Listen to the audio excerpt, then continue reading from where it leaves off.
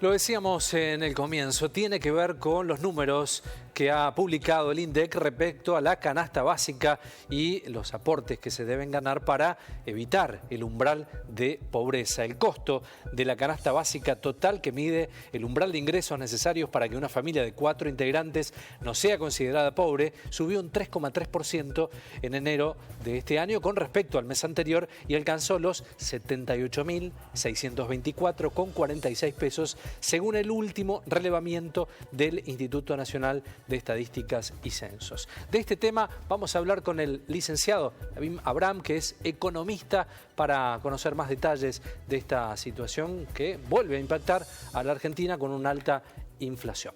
¿Cómo va, Lavín? Muy buenas tardes. ¿Qué tal? Muy buenas tardes. ¿Cómo están ustedes? Bueno, muy bien.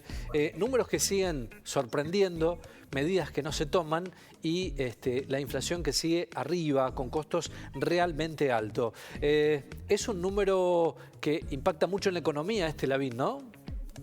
Sí, sin duda, porque golpea sobre todo en los alimentos, que es donde más aumentó durante este último mes.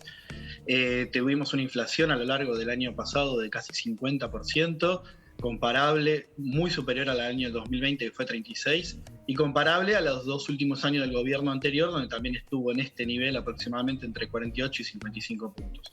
Entonces sí, efectivamente golpea, y como bien señalabas, la canasta básica total, que es justamente la consideración para delimitar la línea de pobreza, para una familia es de 78.000 pesos. Siempre se considera, obviamente, no hay una canasta, sino que hay un montón de canastas en función de cómo sea el tamaño de la familia, pero toman de una familia de 4 personas, aproximadamente eso, 78.000 pesos, es lo que se necesita para no ser considerada una persona que vive en un hogar pobre.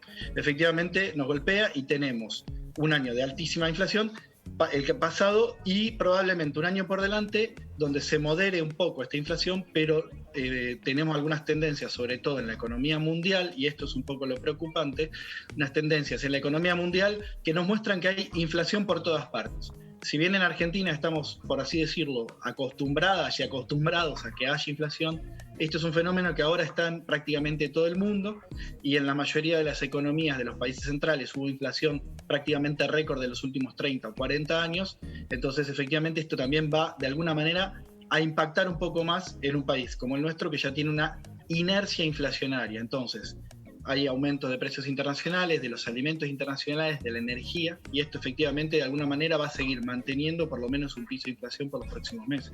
Teníamos una placa, allí, a ver si la podemos repetir, mostrar, así la entendemos juntos, Lavín, que tiene que ver con estos valores publicados por el INDEC. Son números, pero es muy interesante para interpretarla. Quiero que me ayudes, Lavín, porque aquí manifiesta, ¿no?, el INDEC los datos concretos de un hogar de 4 integrantes, el ingreso de 34.334 pesos, y allí lo decíamos, ¿no?, el costo de la canasta familiar de 78.000 pesos, ¿no? A la izquierda de la pantalla, sí, de color amarillo, lo que se ve es lo que se llama la canasta básica alimentaria. Sí. Incluye el mínimo de alimentos únicamente que tiene que consumir una familia. Si no tiene los ingresos suficientes para comprar esa canasta, se considera que esa familia es indigente. Es decir, una familia que gane menos de 34.334 se va a considerar una familia indigente. Ahora bien, si la familia gana más de 34.000, pero menos de 78.000, se va a considerar que esa familia es pobre. Esas serían las consideraciones para entender a qué le llamamos canasta básica alimentaria. La canasta básica total es la canasta que incluye no únicamente alimentos, sino toda una serie de elementos para la vida básica. Entonces, si el hogar no cuenta con 78.000 pesos por mes, ese hogar se va a llamar un hogar pobre. Si está por encima de eso, no quiere decir que esté mucho mejor, pero mínimamente no se considera no se considera pobre. La pobreza es un concepto estadístico en ese sentido. Simplemente gano 100 pesos más o 100 pesos menos y puedo ser o no puedo ser considerado dentro de un hogar pobre. Para que se entienda, sí, cuando se habla de pobreza, que no se habla de las condiciones de vida, las condiciones socioeconómicas, inclusive del barrio o de la ciudad, sino que se está hablando de si ese hogar tiene los ingresos suficientes como para poder comprar o no poder comprar esa canasta de bienes y servicios que justamente incluyen la vida mínima. Por eso se dice que si no tiene 78.000 pesos, ese hogar va a ser un hogar considerado pobres. 78.000 pesos considerando todos los ingresos Claro, del hogar, claro, por supuesto. sí. Ya sea un salario, jubilaciones, asignaciones, etcétera. Pienso en este tema, veíamos imágenes allí de soporte de los supermercados, ¿no? La compra de alimentos y en el cambio de conducta social respecto a la compra en almacenes o supermercados. Estos impactos económicos también modifican conductas sociales, Lavín. Sí, por supuesto. En el mediano y en el largo plazo se trata a lo mejor, si los ingresos no alcanzan, a cambiar algún tipo de consumo por otro más barato, etcétera. Hay que destacar de todas maneras que a lo largo del año pasado, por primera vez en varios años, el aumento de los salarios en promedio fue mayor al aumento de los precios. Si tomamos el promedio de los salarios de Argentina, el aumento fue 51%. Y si tomamos los precios fue 50%. No es que hayan ganado por mucho, pero sí quiere decir que durante el año 2021 hubo una recuperación salarial que mínimamente permitió que, aunque hubo una gran inflación, se mantuviera el poder de compra de los salarios. Insisto, en promedio, como siempre los promedios nos ocultan que hay gente que está por debajo y hay gente que está por encima. Es decir, que hay salarios que le han ganado a la inflación gracias a la reapertura de las paritarias de la segunda mitad del año, y hay otros salarios que no, que han perdido contra la inflación, y ese es el problema a lo mejor más complejo de la inflación, que genera estas desigualdades, genera inequidades y genera, por supuesto, la imposibilidad de muchas personas de acceder a los bienes y servicios básicos. Pensaba en esto de naturalizar los números inflacionarios que son realmente impactantes en la Argentina, de 2 dígitos y casi en 51 puntos. Son números realmente muy fuertes, y en esta cuestión de la naturalización de números tan fuertes, tan impactantes para los de a pie, indudablemente que en esta situación de conductas sociales y en la compra del alimento cotidiano se complejiza aún más. ¿Cuáles serían los métodos a mediano plazo? Pensaba en esto también, que el gobierno, con este Instituto Nacional de Alimentos, no recuerdo el nombre, que quiere generar para evitar la inflación. Bueno, ¿cuáles serían las medidas concretas, de fondo, que habría que empezar a tomar en serio para olvidar tiempos políticos, de elecciones, para empezar a bajar de una vez por todas estos números que mes a mes, año a año van impactando y subiendo aún más? Es muy buena la pregunta, porque efectivamente es un problema de largo plazo y complejo que tiene la economía argentina. Muy complejo y tiene varias aristas.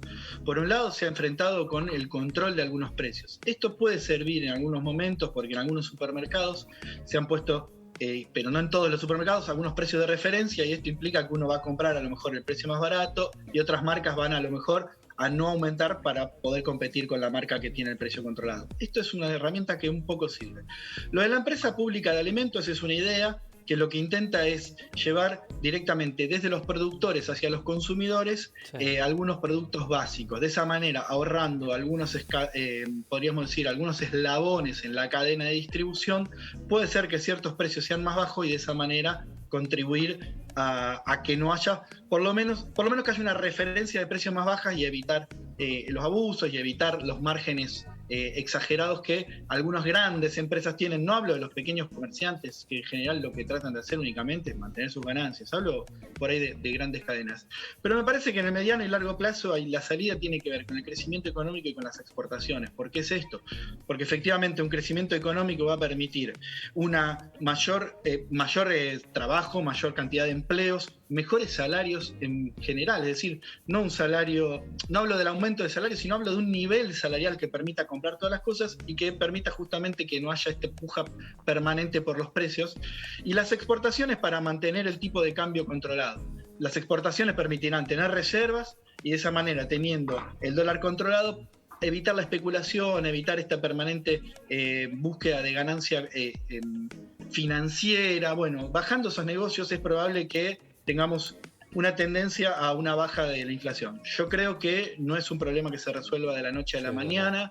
Ya tuvimos la lamentable experiencia de gente anunciando que en 2 años o en un año vamos a tener el 9% de inflación. En el gobierno anterior me parece que este gobierno es un poco más prudente en ese sentido y ha prometido un horizonte de bajar la inflación lentamente. Creo que es posible, pero no pensemos que va a ser de la noche a la mañana, sin duda. ¿Sabes también que pienso, la vi que estas políticas que se anuncian de precios cuidados, por ejemplo, con un discurso federalista, ¿no? Lo dice Alberto Fernández, de aplicarse en todo el país, pero no llega al interior profundo de la Argentina, ¿no? En las pequeñas superficies, los pequeños supermercados y demás, no acceden a estos lanzamientos nacionales. Entonces también, digo, estas políticas que deben acompañar no solo a Capital y Gran Buenos Aires, sino también a toda la Argentina en su conjunto, ¿no?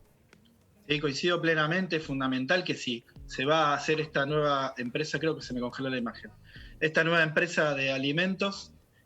Ahora voy a tratar de corregir la imagen mientras sigo hablando. Te escuchamos. En la empresa de alimentos tenga una visión federal, tenga una visión desde los territorios, con mucha apuesta por los gobiernos locales, tanto provinciales como municipales, que puedan comprometerse en esta idea.